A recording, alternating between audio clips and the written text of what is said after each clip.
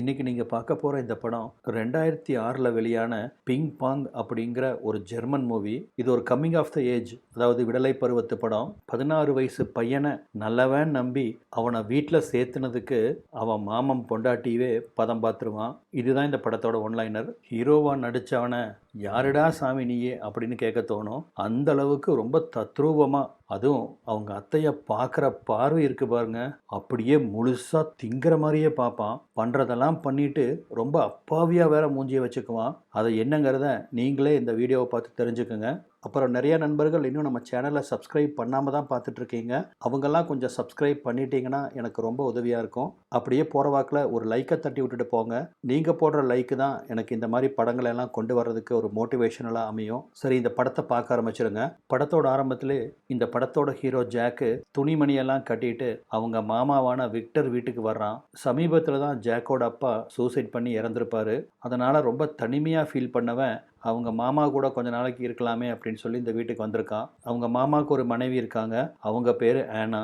மாமா கொஞ்சம் வயசானவர், ஆனாக்கு கொஞ்சம் வயசு கம்மி. மாமாவுக்கு வேற வயசாகி போச்சு. ஆனாவை அவரால் சரியாக திருப்திப்படுத்த முடியல. அதனால் ஆனா அந்த வீட்டில் ஒரு அதிருப்தியான வாழ்க்கையை தான் வாழ்ந்துட்டு இருக்கிறா. அவங்களுக்கு ஒரு பையன் இருக்கான். அவன் பேர் தாமஸ்.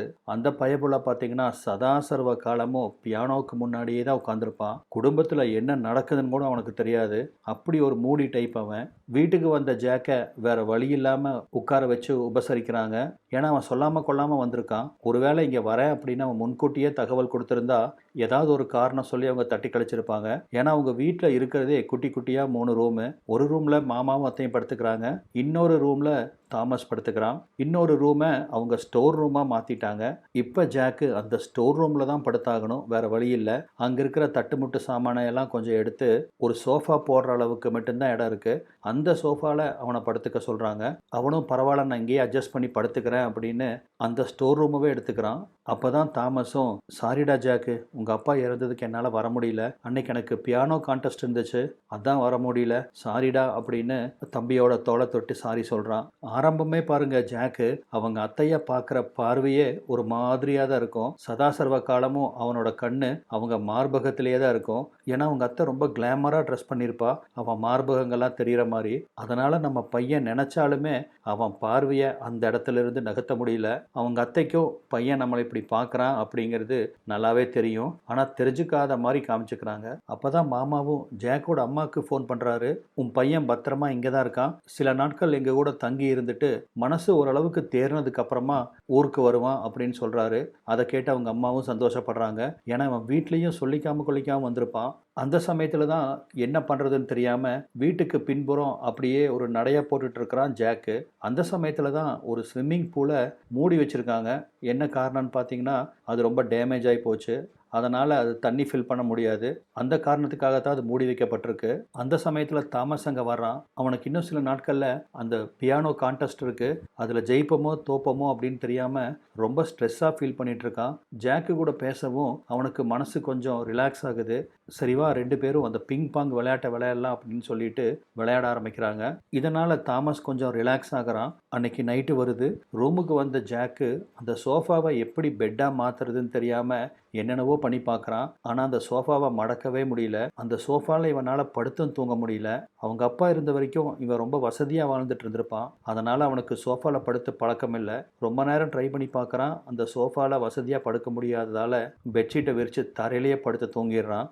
மறுநாள் காலையில் அவனை பிரேக்ஃபாஸ்ட் சாப்பிட்றதுக்காக எழுப்புறதுக்கு தாமஸ் வர்றான். அப்போ தான் அவன் கீழே படுத்துருக்கிறத பார்த்து, ஏன்டா தம்பி கீழே படுத்துட்டேன்னு கேட்குறான். இல்லைண்ணா, என்னால் அந்த சோஃபாவை மடக்கவே முடியல அப்படின்னு சொல்லவும், இது ரொம்ப ஈஸிடா தம்பி, பாரு, இந்த லீவரை தட்டி விட்டா அது பெட்டாக மாறிடும் அப்படின்னு ரொம்ப ஈஸியாக அந்த சோஃபாவை பெட்டாக கன்வெர்ட் பண்ணிட்டான் தாமஸு. இப்போ எல்லாரும் சாப்பிட்டு இருக்க சமயத்தில் ஜாக்கு என்ன சொல்கிறான்னு பார்த்தீங்கன்னா, அந்த ஸ்விம்மிங் பூலை தன்னால் சரி பண்ண முடியும் அப்படின்னு சொல்கிறான். இதை கேட்ட மாமா விக்டரு, எப்போ அது ரொம்ப நாளாக அப்படியே கிடக்குதுப்பா, உன்னால் சரி பண்ண முடியுமா அப்படின்னு டவுட்டாக கேட்குறாரு. ஆமாங்க மாமா, எனக்கு இந்த வேலை நல்லா தெரியும், நான் ஏற்கனவே இதை பண்ணியிருக்கேன் அப்படின்னு சொல்லவும், ரொம்ப சந்தோஷம், தாராளமாக பண்ணு, ஒரு வாரத்துக்குள்ளே சரி பண்ணி முடிச்சிருவியா, நீ செய்கிற வேலைக்கு உண்டான காசை நான் உனக்கு தந்துடுறேன் அப்படிங்கிறாரு. அவன் ஸ்விம்மிங் பூல் சரி பண்ண போகிறான் அப்படின்னு தெரிஞ்சதும் அத்தைக்கும் ரொம்ப சந்தோஷம். ஏன்னா வெளியே வெளியால் யாராவது கூப்பிட்டாங்கன்னா அவன் எக்கச்சக்கமாக காசு கேட்பான். மாமாவுக்கு சிட்டியில் ஏதோ அர்ஜென்ட்டாக வேலை இருக்குன்னு சொல்லி அன்னைக்கு அவர் கிளம்பி போயிடுறாரு. அவர் வர்றதுக்கு 2-3 நாள் ஆகும் அப்படின்னு சொல்லிட்டு தான் போகிறாரு. ஜாக்கும் தாமஸும் அந்த பிங் பாங்கை விளையாண்டே அவங்க பொழுத ஓட்டுறானுங்க. அவங்க அத்தை ஆனா ஒரு நாய் வளர்த்திட்டு இருப்பா. அது பேரு சீமோ. அந்த நாய்னா அவங்க அத்தைக்கு ரொம்ப உசுரு. தன்னோட சொந்த மகனா நினைச்சு தான் அதை வளர்த்திட்டு வருவா. ஏன்னா தினமும் காலையில ஜாகிங் போற பழக்கம் உள்ளவங்க சீமோவை கூப்பிட்டு ஜாகிங் போவாங்க. விக்டரும் இந்த தடவை தாமஸும் ஜாக்கும் அவங்க கூட ஜாகிங் போறானுங்க. அப்பதான் ஜாக் அங்க இருக்கிற ஒரு லேக்கை பார்க்கறான். அதுல போய் குளிக்கலாம் அப்படின்னு போகவும் ஏனா தடுத்துறாங்க. அது ரொம்ப அழுக்கான லேக்கு. அதுல போய் குளிச்சின்னா ஸ்கின் டிசீஸ் வந்துடும். அதனால வா அப்படின்னு கூட்டிட்டு வந்துடுறாங்க. வீட்டுக்கு வந்த உடனேயே அண்ணன் தம்பிங்க 2 பேரும் அந்த பிங் பாங்கை விளையாட ஆரம்பிச்சிடுறாங்க. இதை பார்த்த ஆனா கடுப்பாகிறாங்க. எப்போ பார்த்தாலும் பியானோ வாசிக்கிறது, அப்படி இல்லைன்னா இந்த பிங் பாங் விளையாடுறது, எப்போதாண்டா நீ படிக்க போற அப்படின்னு தாமஸை திட்டுறாங்க. ஆனால் தாமஸ் எரும மாட்டில் மழை வேஞ்ச மாதிரி ஒரு ரெஸ்பான்ஸும் இல்லாமல் இருப்பான். அதனால கோவத்தில் அவனை பிடிச்சி உழுக்குறாங்க. நான் சொல்றது உனக்கு மண்டையில் ஏறுதா இல்லையா அப்படின்னு. ஆனால் அப்போவும் அந்த எருமை அப்படியே தான் நிற்கும். உள்ளே போய் உட்காந்து படிடா அப்படின்னு அவனை துரத்தி விட்டுட்டு, நீ என்னடா பார்த்துட்டு இருக்க, அந்த ஸ்விம்மிங் பூலை சரி பண்ணுறேன்னு சொன்னில்ல, போய் உன் வேலையை பாரு அப்படின்னு அவங்க கோபத்தை ஜாக் கிட்ட காமிக்கிறாங்க. ஜாக்கும் அந்த ஸ்விம்மிங் பூல் வேலையை ஆரம்பிக்கிறான். அந்த சமயத்தில் தான் அங்கே வந்த அத்தை ஸ்விம்மிங் பூலுக்கு மேலே நின்றுட்டு கீழே வேலை செஞ்சுட்டு இருந்த ஜாக்கை பார்த்து குனிறாங்க. அவங்க முன்னழகெல்லாம் தெரிய ஆரம்பிக்க ஜாக் அதை நோட்டம் விடுறான். ஏனாக்கு விக்டர் கிட்ட அவளுக்கு கிடைக்க வேண்டிய சுகம் கிடைக்காததால ஜாக்கு கிட்ட அந்த சுகம் கிடைக்கும் அப்படின்னு ட்ரை பண்ணுறாங்களோ என்னவோ தெரியல. அவங்களோட நடவடிக்கைலாம் ஒரு மாதிரியாக தான் இருக்குது. இப்போ 2 பேரும் அந்த சீமோவை கூப்பிட்டுட்டு வாக்கிங் போகிறாங்க. ஜாக்கும் அத்தையும் ஜாக்கோட குடும்பத்தை பற்றி அவங்க அப்பாவை பற்றின்னு அத்தை அவங்க கூட பேசிட்டு நடந்துட்டு வந்துட்டு இருந்த சமயத்தில் எங்கிருந்தோ வந்த ஒரு குளவி ஜாக்கோட பின்னங்கழுத்தை கடிச்சு வச்சிருது. அவன் வழியில் கத்த, எங்கே தள்ளு நான் பார்க்குறேன் அப்படின்னு அந்த தேனி கடிச்ச இடத்த அத்தை பார்க்குறாங்க. ஏற்கனவே அத்தை கூட தனியாக நடந்து வந்துட்டு இருந்ததில் ஜாக்கு பையன் பயங்கர மூடேறித்தான் இருக்கிறான். இப்போ அதுவும் அவங்க ரொம்ப நெருக்கமாக அவன் பக்கத்தில் வந்து கழுத்தை தொடவும் அவன் மனசுக்குள்ளே எரிஞ்சிட்டு இருந்த அந்த காமத்தி அவன் உடம்பெங்கேயும் பற்றிக்குது. சட்டுன்னு திரும்பி அத்தைக்கு ஆழமாக ஒரு முத்தம் கொடுத்துட்றான். சும்மா நச்சுன்னு இருந்துச்சு அந்த முத்தம். அத்தை திரும்பி அவனை அறைய போறா அப்படின்னு பார்த்தா அதுதான் இல்லை. அவளும் அந்த முத்தத்தை ரொம்ப ரசித்து ஏற்றுக்கிறா. அத்தை தான் ஜாக்கு கிட்ட ஏதாவது கிடைக்குமான்னு எதிர்பார்த்துட்டு இருந்தாங்களாச்சே, அப்புறம் அவங்க எதுக்கு அவனை அடிக்க போகிறாங்க. அதனால் அத்தையும் அந்த முத்தத்தை ரொம்ப ரசித்து ஏற்றுக்கிறாங்க. ஜாக்கோட முக ரியாக்ஷன் பார்த்தீங்கன்னா அப்படியே காமத்தை அள்ளி விட்டா அவங்க அத்தையை தின்னே போடுவான் போல இருக்கு. வா வீட்டுக்கு போகலாம் அப்படின்னு புன்னகையோடு சொல்கிறாங்க. வீட்டுக்கு வந்த அத்தை ஜாக்கோட கழுத்தில் ஏற்பட்ட காயத்துக்கு மருந்து போடுறாங்க. இப்படி அத்தை அவன் மேலே அக்கறையாக இருக்கிறதால ஜாக்குக்கு அவங்க மேலே இன்னும் காதல் அதிகமாகுது. அவன் அவங்கள ரொம்ப காதலோட தான் பார்க்குறான். ஜாக்கே சும்மா இருந்தாலும் அவங்க அத்தை சும்மா இருக்க மாட்டாங்க போல இருக்கு. அவங்க மார்பகங்கள்லாம் நல்லா தெரிகிற மாதிரி தான் ட்ரெஸ் போடுறாங்க. இதை பார்த்து பையனுக்கு உடம்பு சூடேர்னு தான் மிச்சம். 2 பேரும் இப்போ அடிக்கடி இந்த பிங் பாங் விளையாட ஆரம்பிக்கிறாங்க. இதனால் கொஞ்சம் கொஞ்சமாக அவங்க 2 பேர்த்துக்குள்ள ஒரு ஆபத்தான கள்ள தொடர்பு ஏற்படுது. இந்த கள்ள காதலால் பின்விளைவுகளை பற்றி அறியாத ஆனாவும் ஜாக்கை ரொம்ப நல்லவன் நம்பி அவன் கூட நெருங்கி பழக ஆரம்பிக்கிறாங்க. அத்தை ஏதோ ஒரு வேலையாக வெளியே போயிருக்க ஜாக்கும் தாமஸும் ஒரு மரத்தோட கிளையை வெட்டுறதுக்காக ஜாக்கு மேலே ஏறி அந்த கிளையை வெட்டிட்டு இருக்கிறான். அந்த சமயத்தில் அவன் கால் ஸ்லிப்பாக மரத்தில் இருந்து கீழே விழுந்தவனுக்கு ஆனால் கையில் மட்டும் அடிபட்டுருச்சு. அவனை கூட்டிகிட்டு வந்து தாமஸ் தான் அவன் பொண்ணுக்கு கட்டெல்லாம் போட்டு விடுறான். வெளியே போயிருந்த அத்தை வீட்டுக்கு வரவும் ஜாக்குக்கு அடிபட்டுருச்சு அப்படிங்கிறத தெரிஞ்ச உடனே பதறி போய் ஓடி வராங்க. என்னாச்சு என்னாச்சு அப்படின்னு பதறாங்க. தாமஸ் அம்மாவை ரொம்ப ஆச்சரியமாக பார்க்குறான். என்ன அம்மா ஜாக்கு மேலே இவ்வளோ அக்கறையாக இருக்காளே அப்படிங்கிற அர்த்தம் அந்த பார்வையில். ஜாக்கும் ஒன்றும் இல்லை நான் நல்லா தான் இருக்கேன் அப்படின்னு அவங்க அத்தையை சமாதானப்படுத்துகிறான். அன்னைக்கு நைட்டு தாமஸ் அவங்க அம்மாவை நினச்சி ஒரு டியூன் போட்டிருப்பான். நம்ம இளையராஜா பாட்டு மாதிரி அம்மா என்று அழைக்காத உயிர் இல்லையேன்னு ஏதோ ஒரு பாட்டை போட்டு அவங்க அம்மாவுக்கு வாசித்து காமிக்கிறான். பையனை திட்டுனாலும் அவன் நல்லா பியானோ வாசிக்கிறதால ஆனாக்கு ரொம்ப சந்தோஷம். அன்றைக்கி நைட்டு வீட்டுக்கு பின்னாடி இருக்கிற ஒரு குளத்து பக்கமாக ஒரு டென்ட்டு போட்டு ஜாக்கும் தாமஸும் அந்த டென்ட்டில் தங்குறானுங்க. 2 பேரும் ஒருத்தருக்கு ஒருத்தர் மனம் விட்டு பேசி நல்ல நண்பர்களாகிறாங்க. வெடிய வெடிய அவங்க சின்ன வயசு கதையெல்லாம் பேசி வெடிஞ்சே போகுது. காலையில் வந்ததும் வராதமா திரும்பவும் தாமஸும் ஜாக்கும் அந்த பிங் பாங் விளையாட ஆரம்பிக்க இதை பார்த்ததும் ஆனாக்கு பயங்கர கடுப்பாகுது. ஆனாவை பொறுத்த வரைக்கும் தாமஸ் படிப்புலையும் கான்சன்ட்ரேட் பண்ணணும். ஆனால் அவன் ஸ்டடீஸில் ரொம்ப புவராக இருக்கான். அதனால் கோபமாக அங்கே வந்த ஆனா இந்த பிங் பாங் டேபிள் இருந்தால் தானே நீங்கள் விளையாடுறீங்க அப்படின்னு கோவத்தில் அதை உடச்சி போடுறாங்க. அன்னைக்கு தான் தாமஸுக்கு அந்த பியானோ கான்டெஸ்ட்டு. அதனால் தாமஸை கூப்பிட்டுட்டு அத்தை ஏன்னா அவங்க கூட போகிறாங்க. அதுக்கு முன்னாடி சிமோவை பத்திரமா பார்த்துக்கடா அப்படின்னு ஜாக்கு கிட்ட சொல்லிட்டு தான் போகிறாங்க. 2 நாள்லேயே ஜாக் பார்த்தீங்கன்னா அந்த ஸ்விம்மிங் பூலில் பாதி வேலையை முடிச்சிட்டான். இப்போ தரைக்கு டைல்ஸ் மட்டும் போட்டால் போதும், அந்த ஸ்விம்மிங் பூல் ரெடி. அந்த வேலையில் ஈடுபட்டிருக்கான். வேலை ரொம்ப கடுமையாக இருக்க ரொம்ப டயர்டாகி போனவன் வீட்டுக்கு வந்து கை கால் கழுவிட்டு தூங்க போகலாம் அப்படிங்கிற சமயத்தில் மாமா விக்டர் ஃபோன் பண்ணுறாரு. அத்தையும் தாமஸும் அந்த பியானோ கான்டெஸ்ட்டுக்கு போயிருக்காங்க, இன்னும் வரல அப்படிங்கிற தகவலை தெரிவிக்கிறான். சரி வந்தோன்னே பேச சொல்லு அப்படின்ட்டு ஒரு ஃபோனை வச்சிடறாரு. இவனும் டயர்டாகி போனவன் அத்தையோட ரூமுக்கு வந்து அவங்க பெட்லேயே படுத்து தூங்கிடுறான். கொஞ்ச நேரத்திலேயே அத்தை மட்டும் தனியாக வராங்க. தாமஸை காணோம். வந்த அத்தை தூங்கிட்டு இருந்தவனை எழுப்பி அவன் கையில் அடிபட்டிருந்ததுக்கு பேண்டேஜ் மாற்றி போட்டுட்ருக்காங்க. தாமஸ் எங்கே அப்படின்னு ஜாக் கேட்குறான். அவன் வர்றதுக்கு லேட் ஆகும், அதனால் நான் முன்னாடி வந்துட்டேன், கொஞ்ச நேரம் தூங்கி ரெஸ்ட் எடுத்துட்டு திரும்பி போய் அவனை கூப்பிட்டு வர போகிறேன் அப்படின்னு சொல்லிட்டு அவங்க ரூமில் படுக்கிறதுக்கு போயிடுறாங்க. ஆனால் ஜாக்குக்கு தூக்கமே வரல, உடம்பெல்லாம் என்னவோ பண்ணுது. அவங்க அத்தை ஒவ்வொரு தடவையும் அவன் பக்கத்தில் வரும்போதும் அவன் உடம்புக்குள்ள ஒரு விதமான ரசாயன மாற்றத்தை அவன் உணர்றான். இன்னைக்கு வீட்டில் யாருமே இல்லை, அத்தை மட்டும்தான் தனியாக இருக்கான். அவன் மனசுக்குள்ளே எரிஞ்சிட்ருக்க அந்த காம தீய இன்னைக்கு எப்படியாவது அத்தையோட குகைக்குள்ளே குதிச்சு அந்த தீயை அணைச்சிடணும் அப்படிங்கிற அந்த ஒரே நோக்கத்தோட மெல்ல அத்தையோட ரூமுக்குள்ளே வர்றான். அத்தையும் நல்லா சௌரியமாக அவள் பின்னழகு இவனுக்கு காமிச்சிட்டு ஒரு கழிச்சு படுத்திருப்பா. இதை பார்த்ததும் ஜாக்கால அவனோட ஆசையை தடுக்க முடியல. அவங்க அத்தையவே எச்சில் முழுங்க பார்த்துட்டு இருக்க இவன் வாசல்ல வந்து நிற்கிறத உணர்ந்த அத்தையும் மெல்ல எந்திரிச்சு பார்க்குறா. இவனுக்கு ஏற்பட்டிருக்கிற அதே காமத்தீயோட முகத்தில் ஒரு புன்முறுவலோட இவனை பார்த்து உள்ளவா அப்படின்னு தலையாலேயே சைகை பண்ணுறா.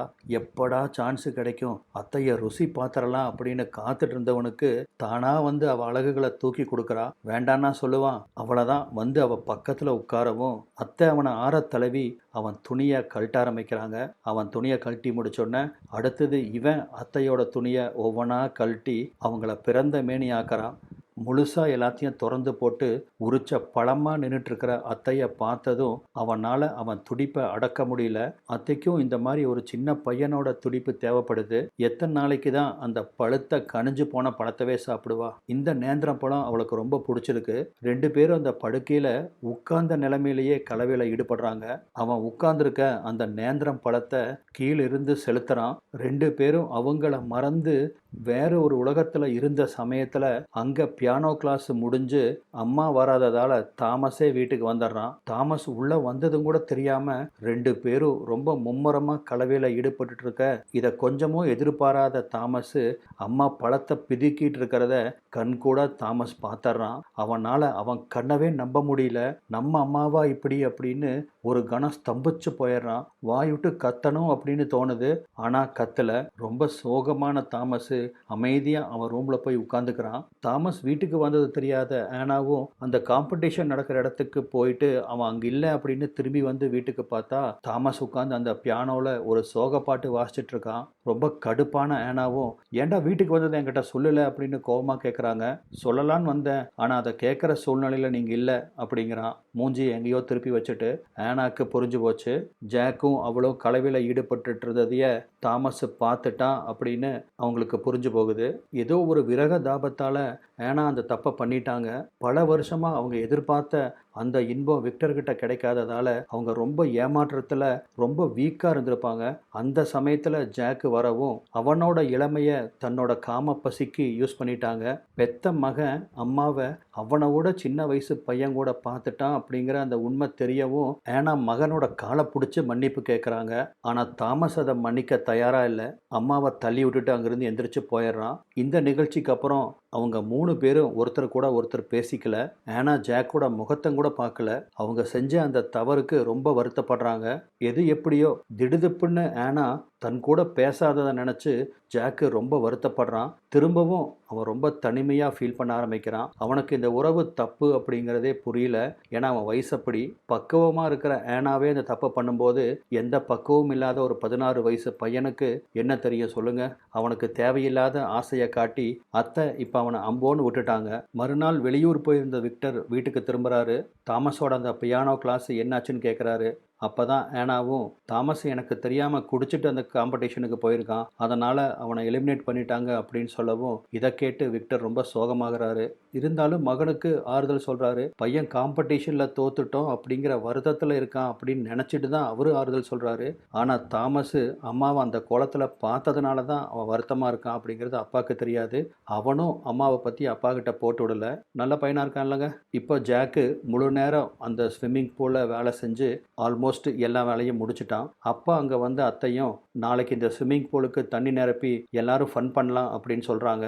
இதை கேட்டு ஒரு வினாடி ஜாக்கு அத்தை தன் கூட திரும்பவும் உறவுக்கு தான் கூப்பிடுறான் அப்படின்னு சந்தோஷப்படுறான். ஆனால் அதுக்கப்புறம் அத்தை ஒரு குண்டை தூக்கி போடுவாங்க. நாளைக்கே நீ ஊருக்கு கிளம்பி போயிரு அப்படின்னு மூஞ்சில் அடித்த மாதிரி சொல்கிறாங்க. இதை கேட்டு ஜாக்கு இடிஞ்சு போயிடுறான். ஆனாவும் தாமஸ் கிட்ட அழுது மன்றாடி மன்னிப்பு கேட்குறாங்க. ஆனால் தாமஸ் அவங்கள மன்னிக்கிற மாதிரியே இல்லை. அவங்க கூட முகம் கொடுத்து கூட பேச மாட்டேங்கிறான். அந்த சமயத்தில் தான் நைட்டு ஜாக்கு தூங்கிட்டு இருக்க அவங்க அம்மாவும் அவனும் ஒன்றா இருந்தது தாமஸோட மண்டைக்குள்ளேயே குடஞ்சிட்டு இருக்க, இவனை விட்டு வைக்கக்கூடாது அப்படின்னு தூங்கிட்டு இருந்த ஜாக்கு மூஞ்சில தலகாணியை வச்சு அமுத்த ஆரம்பிக்கிறான். ஜாக்கு மூச்சு விட முடியாமல் துடின்னு துடிக்கிறான். அப்புறம் என்ன நினச்சானோ தெரியாது, ஒளிஞ்சு போ அப்படின்னு அவனை விட்டுறான். ஒரு கணம் ஜாக்கு செத்து பிழைக்கிறான். இப்போ அந்த வீடே பார்த்தீங்கன்னா ஒருத்தர் கூட ஒருத்தர் பேசிக்காம ஆளுக்கு ஒரு மூலையில் உட்காந்துட்டு இருக்காங்க. இந்த சமயத்தில் வழக்கம் போல மாமா விக்டர் வேலை விஷயமா 2 நாளைக்கு வரமாட்டேன்னு வெளியூருக்கு போயிட்டாரு. இவங்க 3 பேர் தான் இருக்கிறாங்க. ஆனால் 3 பேரும் ஒருத்தர் கூட ஒருத்தர் பேசிக்கல. ஒவ்வொரு தடவையும் ஜாக்கை பார்க்கும்போதெல்லாம் ஆனாக்கு மனசாட்சி கொள்ளுது. அதனால தான் அவங்க அவனை வீட்டுக்கு போக சொல்லியிருப்பாங்க. அந்த ஸ்விம்மிங் பூலுக்கு அன்னைக்கு நைட்டு ஜாக்கு தண்ணி நிரப்புறான். அவன் வேலையெல்லாம் முடிச்சுட்டு தாமஸ் கிட்ட வந்து, நான் இந்த வீட்டை விட்டு போகிறேன், இனிமேல் வரமாட்டேன், நான் தெரியாமல் செஞ்ச இந்த தப்பை மன்னிப்பியா அப்படின்னு கேட்குறான். நீ இந்த வீட்டை விட்டு போனால் போதும் அப்படின்னு மூஞ்சில் அடித்த மாதிரி பேசிடுறான். அப்போ தான் இந்த ஜாக்கு பயப்புள்ள ஒரு வேலையை பார்க்குறான் பாருங்க. ஜாக்கு ஆனா வந்து பார்க்குறான். ஏன்னா அவனால் அவன் காம இச்சைகளை அடக்க முடியல. ஆனால் அத்தை அவனுக்கு பிடி கொடுக்காம, போதும் சாமி என்னை விட்டுரு அப்படிங்கிறா. நானா அத்தையை போய் கூப்பிட்டேன், அவங்க தானே என்னை கூப்பிட்டு என் மனசில் தப்பான எண்ணத்தை வளர்த்துனாங்க, இப்போ திடுதிப்புன்னு இப்படி விட்டுட்டாங்களே அப்படிங்கிற அந்த கோபத்தில் இந்த பயபுல என்ன பண்ணுறான்னு பாருங்க. அவங்க ஆசையாக வளர்த்திட்டு இருக்க அந்த நாயை தூக்கிட்டு போய் அந்த நீச்சல் குளத்துக்குள்ளே போட்டு அமுத்தி கொன்னே போடுறான். எவ்வளவு கொடூரமானவன் பாருங்க. நைட்டே ஜாக் அவன் துணிமணியெல்லாம் பேக் பண்ணி வச்சிருப்பான் காலையில் நேரத்தோட கிளம்புறக்காக. ஆனால் அதுக்கு முன்னாடி செத்து போன அந்த சிமோவை பார்த்து அத்தை கதறி அழுகிறத ஒரு தடவை ரசித்து பார்த்துட்டு போகணும் அப்படிங்கிறதுக்காக தான் வெயிட் பண்ணிட்டு இருக்கான். அதே மாதிரி காலையில் அத்தை நேரத்தில் எந்திரிச்சவங்க அந்த ஸ்விம்மிங் பூலை போய் பார்க்குறாங்க. பார்த்தா அதில் சிமோ செத்து மிதந்துட்டு இருக்கு. இதை பார்த்தோன்னா கத்தி கதறாங்க. வீட்டு வாசப்படியில் நின்றுட்டு அத்தை கத்தி கதறி அழுகிறத பார்த்து மனசுக்குள்ளே ஆனந்தப்பட்டுட்டு இருக்கிறான் இந்த கொடூரமான ஜாக்கு. என் மனசை காயப்படுத்தி என்ன அழுக வச்சே இல்லை, அதுக்கு பழிக்கு பழியா உன்னை இப்போ அழுக வச்சான் பார்த்தையா அப்படிங்கிற ஒரு வெறித்தனமான சந்தோஷம் அவன் முகத்தில் தெரியுது. இதோட இந்த படமும் முடியுது. நம்ம மீண்டும் வேற ஒரு பதிவில் சந்திக்கலாம். நன்றி.